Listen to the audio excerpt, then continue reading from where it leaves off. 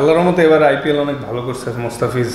আর যেহেতু ও আসছে, আসলে আমাদের মানে আমার আমার যতটুকু পার্সোনাল এক্সপিরিয়েন্স থেকে আমি বলতেছি যে ওকে আনার কারণটা হচ্ছে যাতে ও আমাদের টিম প্ল্যানিংটা এবং টিম কালচারের ক্ষেত্রে যাতে একটু অ্যাওয়ার হয়ে তাড়াতাড়ি যাইতে পারে। অ্যাট দ্য সেম টাইম কয়েকটা দিন রেস্ট নেওয়ার ব্যবস্থা করেছে ওকে, কারণ ও আমাদের ওয়ান অফ দ্য মেন বলার। সো এটাই আসলে ডেফিনেটলি যে ওর ভালো আইপিএল কাটছে এবং যথেষ্ট এক্সপিরিয়েন্স ওখান থেকে নিছে।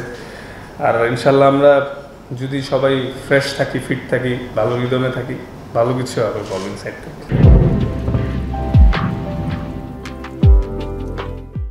সৌম্য ভাই লাস্ট কিছুদিন অনেক ভালো ট্রেনিং করছে, অনেক হার্ড ট্রেনিং করেছে। আমি যতটুকু দেখে বুঝলাম সে তো খেলার জন্য ফিট, এবং ফিট দেখেই হয়তো দলেও আছে।